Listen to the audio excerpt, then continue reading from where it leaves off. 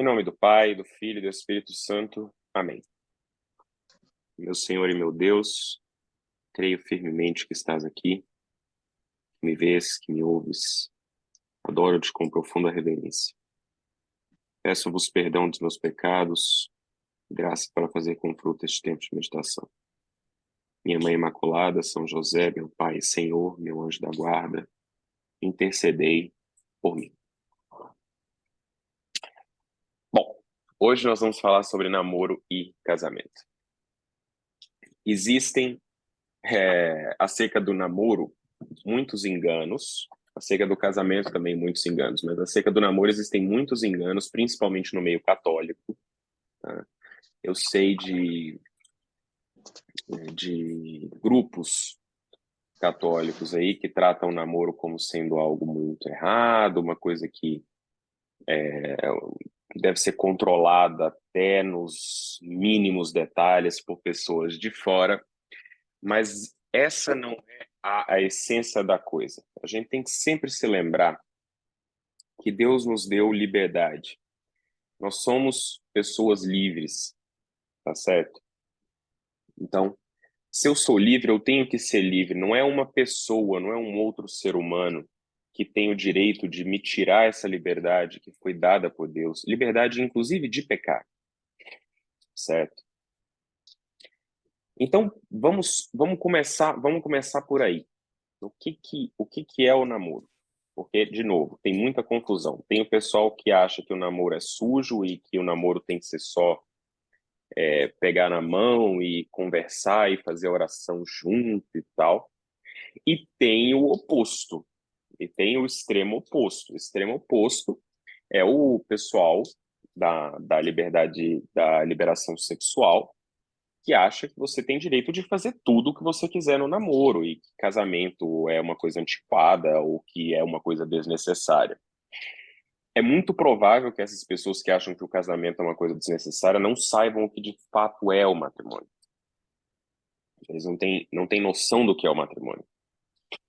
Por que que eu acho que eles não têm noção do que é o matrimônio? Porque ao mesmo tempo que eles dizem que você pode fazer no namoro o que você quiser, eles ficam indignados quando um homem, por exemplo, abandona, sem o menor pudor, abandona a sua parceira ou recomenda a ela que faça um aborto, tá? É uma complicação danada você pensar nisso aí, no emaranhado de gato que esse povo se meteu. Eles se meteram no emaranhado de gato, porque eles liberaram as pessoas e agora eles estão achando ruim os resultados do que está acontecendo. Mas então temos esses dois lados. Temos o lado do pessoal esquisito, né? E temos o lado do pessoal esquisito pro outro lado, né? Do pessoal porra louca. Nenhum dos dois é ideal. O namoro, para que que serve? Em primeiro lugar, como começa um namoro? Mesmo um namoro entre duas pessoas religiosas, é um namoro que começa, em primeiro lugar, por conta de uma atração física, né? Houve ali antes uma atração física para que depois esse casal começasse a de fato se interessar por outros aspectos um do outro. Então, primeiro a atração física. Isso não é algo que a gente tem que negar. Eu sei que alguns de vocês acham aí que olhar para uma pessoa e achar ela bonita é pecado. Veja, olhar a pessoa e achá-la bonita, tanto para mulheres como para homens. Olhar a pessoa e achar bonita não é. Tá? Admirar a beleza é divina. Admirar a beleza de uma pessoa, certo? Não é pecado. No entanto, há pessoas que não conseguem olhar, admirar a beleza sem desejar. Aí está um problema, né? Então, a primeira coisa que a gente precisa corrigir para ter um namoro saudável é o nosso olhar. A primeira coisa que você precisa corrigir é o seu olhar. Como você olha para as pessoas? Eu já falei Acho que eu dei uma aula sobre isso. Não sei nem se foi uma aula aberta, mas eu acho que foi. Tá bem no começo do ano passado, no final do ano passado, tá? No Natal do ano passado, do ano antes da minha filha nascer. Minha filha nasceu em 22, então Natal de 21. Tá? No Natal de 2021, eu dei uma aula sobre isso, acho que está disponível ainda no Instagram. Uma aula sobre o equilíbrio dos olhares, o ajuste dos olhares. Você precisa ajustar e ter a capacidade de olhar para uma pessoa e achá-la bonita. Ao mesmo tempo, você tem que olhar para uma pessoa, ver que ela é bonita e saber, pelo ajuste dos olhares, saber que aquela pessoa pode ser bonita por fora e muito, muito feia por dentro. E o namoro serve para isso. Você se sentiu atraído pela pessoa, fala, nossa, que rapaz lindo, né? Como ele é bonito. Se for um homem solteiro, por que não me aproximar? Por que não demonstrar algum interesse de alguma maneira? Existem maneiras muito sutis que uma mulher pode demonstrar interesse por um rapaz, né? Por exemplo, pedindo ajuda.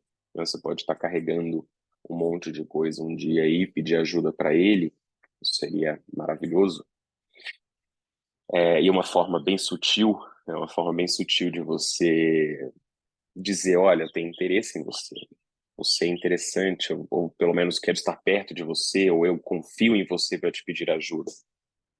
É, bom, então por que não, se é um rapaz bonito, solteiro, desimpedido, por que não chegar perto? Por que não demonstrar interesse? Né? Se é uma moça solteira, desimpedida, por que não chegar perto? Por que não demonstrar interesse? É claro que esse interesse ele tem que ser ele tem que ser o interesse não tem que ser puro, tá? Dentro de um namoro, se os namorados não têm vontade, se os namorados não têm vontade de ir para a cama, tem alguma coisa errada, tá? É claro que eles não devem ceder a essa vontade, é diferente, tá? Mas a vontade eles têm que ter. E eles têm que ter essa vontade. É um fogo que há de dentro de você, é uma coisa quase impossível de você controlar. Ou seja, se você não tem esse fogo, se você não tem esse ardor, se você não tem essa vontade de ir para a cama com o seu namorado ou com a sua namorada, tem alguma coisa muito errada. Ao mesmo tempo, tem alguma coisa muito errada se você cede a esse desejo. Você precisa educar a sua vontade, né? Não é porque você está ali sentindo o fogo ardendo que você vai se entregar para isso aí. É claro, a castidade ela é absolutamente necessária. A gente precisa unir novamente, unir novamente a sexualidade com o amor. A sexualidade ela tem que estar a serviço do amor, tá? Então a castidade é uma das virtudes que precisa ser praticada por quem quer namorar e por quem quer casar também. Dentro do casamento existe uma castidade própria. Nós vamos falar um pouquinho sobre isso hoje também. Mas então, aí você namora, você sabe o que é próprio do namoro, né? Abraços, beijinhos, saídas, é, jantares, cinema, enfim, sair com os amigos, comer alguma coisa, dar uns beijinhos, isso tudo é próprio do namoro. Isso tudo é próprio do namoro. Durante o namoro você tem a oportunidade de conhecer aquela pessoa e ver se realmente você tem interesse por ele ou por ela. Beleza, namoramos por um tempo, eu olho para essa pessoa aqui agora e não enxergo ela mais como sendo só minha namorada. Eu quero estabelecer um compromisso, um vínculo um pouco mais forte, um pouco mais, vamos dizer, um pouco menos material com essa pessoa. Então eu vou casar. Qual que é o primeiro grande problema que as pessoas enfrentam quando elas saem de um namoro, ficam noivas e vão casar. O primeiro grande constrangimento que as pessoas têm é de ver que o casamento não é uma continuação natural do namoro, tá? Não é. Nossa, mas não entenda errado. Eu não estou dizendo aqui que o namoro não deve acabar em casamento. Não é isso que eu estou dizendo. O que eu estou dizendo é que o casamento não é uma continuação natural do namoro. Você está ali namorando, você está ali namorando, o namoro é uma coisa em si. O casamento é outra coisa. Quando as pessoas se casam achando que o casamento é a continuação natural do namoro, elas se frustram. E elas se frustram por quê? Elas se frustram justamente porque elas percebem dentro do casamento que aquele fogo do namoro, né, ele já não existe mais na mesma intensidade. E é natural que o sentimento amadureça. Você estava sentindo uma coisa pela sua namorada, agora o amor é uma outra coisa completamente diferente. O amor vai amadurecendo conforme os anos passam, conforme vocês estão juntos, o amor vai amadurecendo. Não estou querendo dizer que depois do casamento, esse fogo acabou, então as relações sexuais devem diminuir ou devem ficar frígidas. Não é isso que eu estou falando. O que eu estou dizendo é que o sentimento amadurece, que isso é natural. A rotina vem, a rotina vem e engole qualquer pessoa que esteja esperando um casamento tipo Hollywood, né? O que a gente tem que pensar, eu me lembro, acho que com mais ou menos uns 15 anos de idade, 15 por aí, talvez antes. Eu sempre fui muito observador, sempre observei bem as pessoas, principalmente dentro de relacionamentos e famílias. Eu sempre observei muito, né? Eu devia ter uns 12, 13 anos, por aí. Não sei, eu era bem novo, eu sei que eu era bem novo. Eu, eu tive uma ideia de escrever um livro ou fazer um filme. Eu falei, poxa, nós vamos ter que fazer um filme. Eu falei, acho que falei até para minha mãe isso aí. Nós vamos ter que fazer um filme que chama Depois do Felizes para Sempre. Porque a gente tem que mostrar a realidade dos relacionamentos como ela é, né? O Felizes para Sempre, e aí acaba o filme.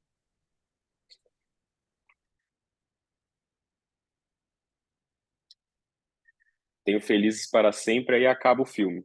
E a gente fica ali sem saber exatamente o que acontece depois do Felizes para Sempre, e o que que você espera quando você assiste filmes de romance o suficiente, ou desenhos, como é que chama, gente? Contos de fada o suficiente. Você espera um casamento de felizes para sempre, né? Você espera não ter problemas e tal. Mas aí eu tive essa ideia. Eu vou ter que escrever um livro ou fazer um filme do depois do Felizes para Sempre, né? Quando o marido engorda, a mulher engravida e fica ranzinza. É, porque o casamento feliz para sempre é uma grande fonte de frustração também.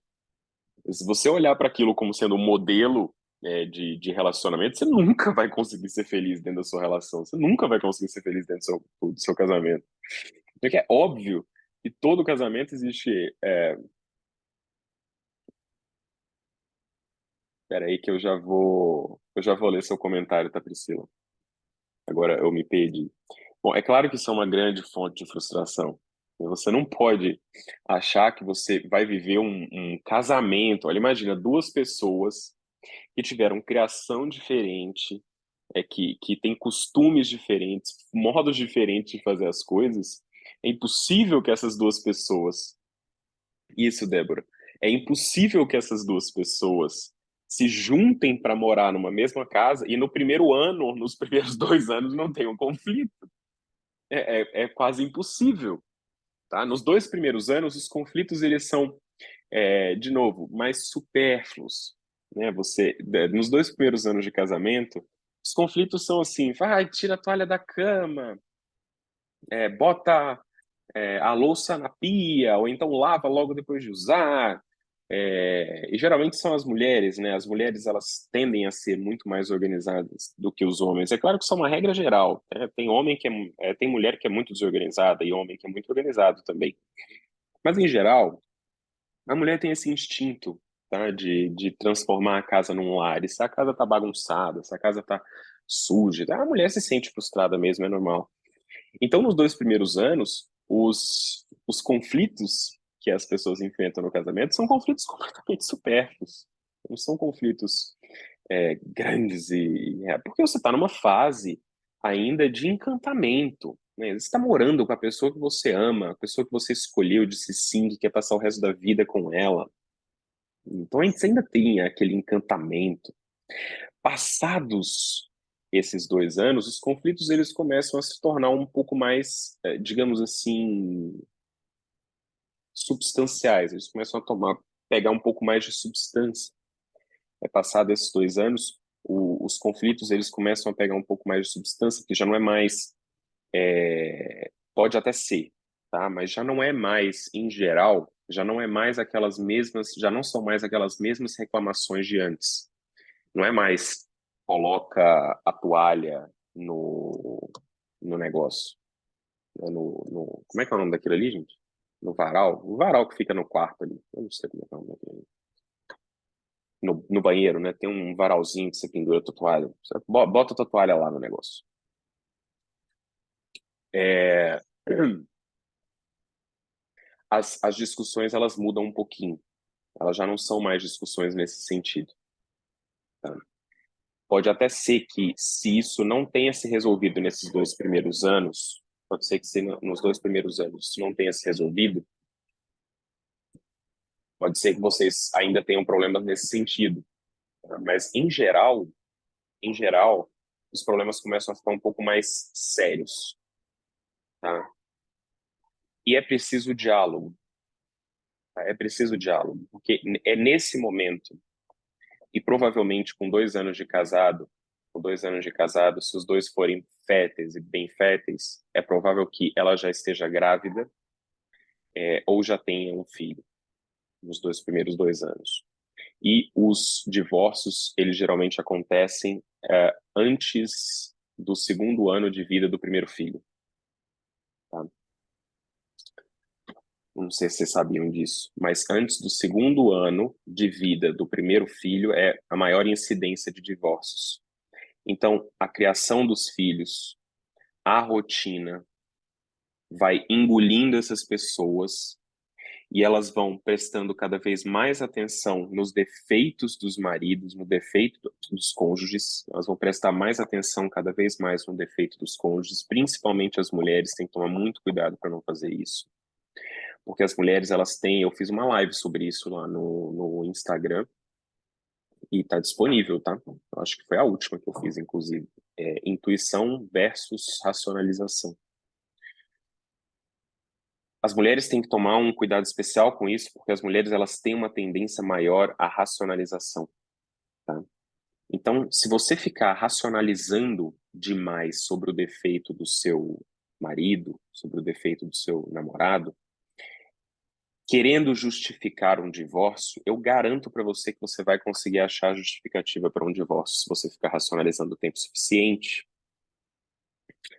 Então, em primeiro lugar, não considerar o divórcio como uma opção. Não considere o divórcio como sendo uma opção. O divórcio não existe. Principalmente para quem é católico. O divórcio não existe. Você pode até se divorciar perante os homens. Mas, diante de Deus, você está casado para sempre. Você pode até separar os corpos, mas você está casado.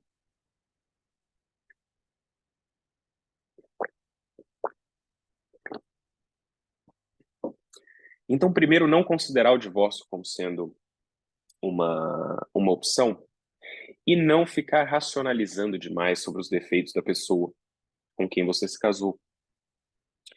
Se for um defeito, Se for um defeito muito simples, por exemplo, eu atendi um casal, muito interessante essa história. Eu atendi um casal, eles estavam casados há 37 anos. 37 anos de casado. E eles já eram, naturalmente, eles já eram bem mais velhos do que eu, tá? Eles já tinham vivido bastante e tal, e foram lá no meu consultório me procurar. E foi muito bom ter atendido eles. Mas eu me lembrei deles por conta de uma história específica. Ele costumava chegar em casa e deixar o sapato na porta, do lado de dentro, mas na porta. E isso sempre irritou muito a esposa. Deixou a esposa muito irritada. Mas ela nunca externou. De 37 anos de casado e ela nunca tinha falado isso pro marido. Né? Eles nunca tinham conversado, dialogado sobre esse negócio do sapato ficar na porta. Eles nunca tinham conversado sobre isso. E eles estavam juntos na sessão, eu acho que era uma das últimas. Geralmente eu só atendo o casal junto na primeira e nas últimas sessões ali para fazer alguns alinhamentos. Aí ela falou, não, porque você deixa o seu sapato, desculpa, você deixa o seu sapato na porta todos os dias, isso me irrita, porque suja, eu já deixei aquele ali limpo, por que você não bota na sapateira, não sei o quê. Aí ele, ele olhou pra ela assim, pô, mas a vida inteira eu fiz assim, você nunca falou nada? A vida inteira eu fiz assim, você nunca falou nada?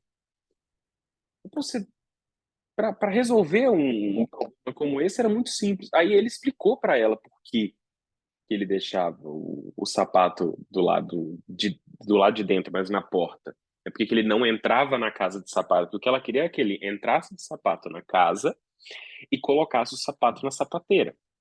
Ele explicou. Ele falou, eu não entro porque eu sempre volto com o meu sapato cheio de sujeira. E se eu passar pela casa com o sapato cheio de sujeira, eu vou sujar a casa inteira. Então eu deixo ele na porta, é um sapato de serviço, né, de trabalho. Então eu deixo ele na porta e quando eu vou sair para trabalhar, eu vou lá e boto o sapato na porta. E não corro o risco de sujar a casa inteira. Você vê, uma explicação plausível. Como que resolve um problema como esse? Um problema como esse a gente resolve de uma forma muito simples. Conversando. Por que você faz isso? Me explica. Me explica por que você faz isso. Ah, eu faço isso por isso, isso, isso. Ah, tá, os motivos são bons, beleza. Mas eu gostaria. E aí a esposa falou isso. Não, mas eu gostaria então que você deixasse o seu sapato no tanque. Tira o seu sapato e não deixa ele na porta de casa. Bota ele no tanque. Resolvido o problema. Você pode fazer isso? Posso. Agora, o dia que ele esquecer de colocar o sapato no tanque, ao invés de ficar cobrando e enchendo o saco só porque ele esqueceu um dia, você vai lá e põe, pô. Sabe? E é assim entre o marido e a esposa. Ah, minha esposa, ela esquece de arrumar a bolsinha da neném. Pô, o filho é de vocês dois, né? O que custa você dar uma olhada de vez em quando na bolsinha? Ou escutar, né? Às vezes ela pede para você colocar alguma coisa na bolsinha da neném. Geralmente a mãe sabe mais do que isso mesmo. Mas ela acha que sim,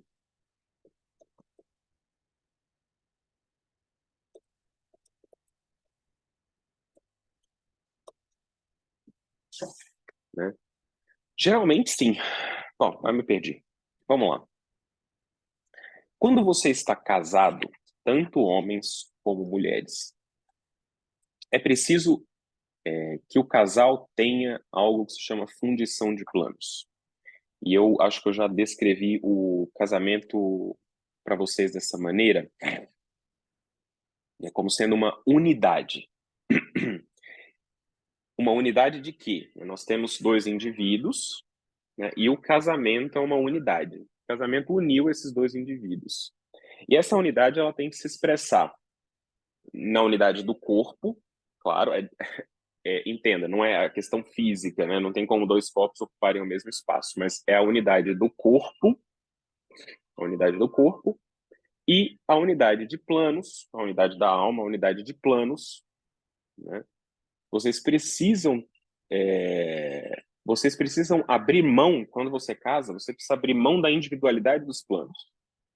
É quando você era solteiro, você tinha planos para você. Você tinha planos individuais. Pode ser que esses planos individuais já não caibam mais na sua vida porque você se casou.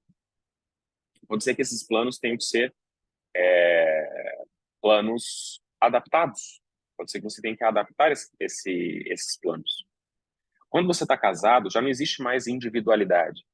Todas as decisões, todos os planos devem ser feitos em conjunto e todas as decisões elas devem ser tomadas em conjunto. Não estou falando de decisões pequenas, por exemplo, que marca de ketchup vamos comprar. Não, pessoal.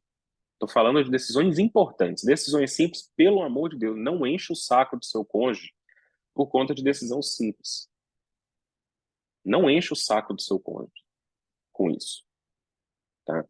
Por exemplo, minha esposa sempre compra, sei lá, um determinado negócio. Aí, ao invés de falar para ela, fala, não, eu prefiro tal coisa, você fica o tempo inteiro reclamando. Ai, esse arroz aqui tá ruim. Ai, esse arroz não sei o quê. Aí você fala, pô, fala logo que você gosta do tio João, entendeu? Fala logo para resolver o problema. Olha, esse arroz aqui não me agrada. Será que você pode comprar um outro arroz a próxima vez que for? Pô, resolvido o problema. Né? Então, isso não é esse tipo de decisão que vocês têm que ficar tomando juntos. Tá? Decisão que vocês têm que tomar juntos é: nós vamos ter uma conta bancária conjunta, você vai ter seguro de vida, a gente vai fazer investimentos. Os investimentos que a gente vai fazer com o dinheiro nosso, porque a partir do momento que você se casa, não existe mais individualidade financeira também. Até a individualidade financeira é uma coisa também que é causadora de divórcios, caso vocês não saibam. Nós vamos ter uma conta conjunta, nós vamos fazer investimentos. Que tipo de investimento? Nós vamos investir de forma mais agressiva em ações, ou a gente vai fazer tesouro direto, títulos públicos, coisas mais conservadoras, né, que não correm o risco da gente perder. Vamos colocar tudo no 100% do CDI, fazer um CDB, não sei. Eu também não entendo muito de investimentos, mas isso é uma coisa que vocês têm que tomar, essas decisões vocês têm que tomar juntos, porque isso afeta a família inteira. As economias da família, se forem perdidas, afetam a família inteira. Qual que é o grande serviço? Nós vamos falar, eu vou encerrar com isso aqui que eu vou falar agora, e a gente vai falar mais sobre isso no... Ai, perdão, eu me perdi aqui, acabei indo para a aula seguinte. Agora, peraí. Nós falamos da atração física, né, desse enamoramento, o apaixonamento, que seja. Em segundo lugar, você precisa estabelecer, né, então, um primeiro movimento é o movimento de atração física, o segundo movimento é o movimento de vínculo emocional profundo. Você precisa criar um vínculo emocional profundo com essa pessoa, é, querer querer estar sempre perto dela, né? Eu amo muito a minha esposa, eu quero estar sempre perto da minha esposa. Eu amo meu marido, quero estar sempre perto do meu marido, porque nós temos esse vínculo emocional. A gente se conhece, eu sei, eu olho para minha esposa e eu sei quando ela não está bem. Ela olha para mim, ela sabe quando eu não estou bem. E muitas vezes o homem ele não gosta de falar. Muitas vezes o homem não gosta de falar, ele gosta de ficar introspectivo ali e resolver o problema sem incomodar, entendeu? A mulher não, a mulher é o contrário. A mulher ela gosta de falar, né? Geralmente a mulher fala, ela fala, ela fala, ela fala. Então, para estabelecer esse vínculo emocional profundo, é preciso que o homem saiba escutar. É preciso que o homem saiba escutar.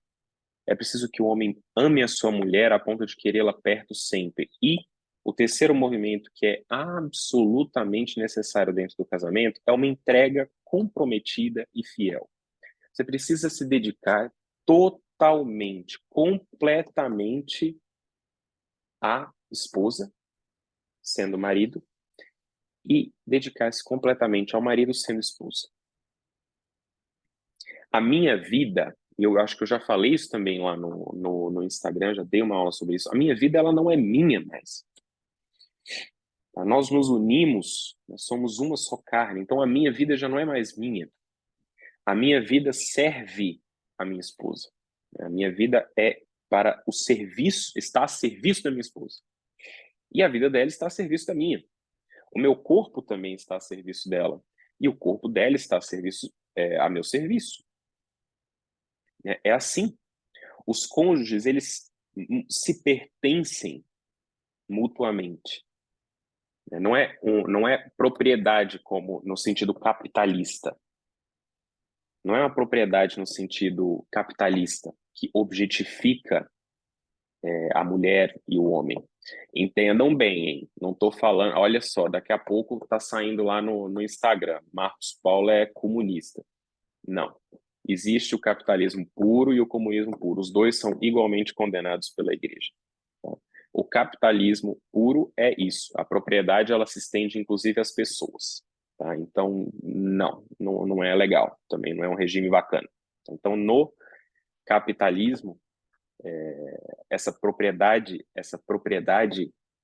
do homem em relação à mulher é uma coisa muito mais real, enquanto na nossa realidade católica, essa entrega é feita como forma e expressão de amor profundo pela outra pessoa. É uma entrega amorosa, como Cristo fez por nós, né? Jesus Cristo, ele, inclusive eu li isso agora, eu li essa passagem agora em João, acho que é João 18, se eu não me engano. Quando os guardas vêm pegar Jesus Cristo, né, ali no Horto das Oliveiras, eles são jogados para trás e eles caem por terra 2 vezes. Tá? 2 vezes isso acontece. 2 vezes eles são jogados para trás e caem por terra. O que Cristo quis demonstrar ali? Que ele só estava se entregando.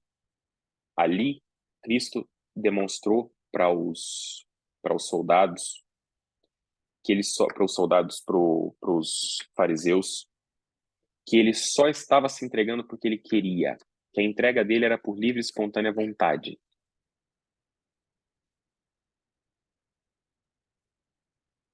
Então, essa entrega no casamento também,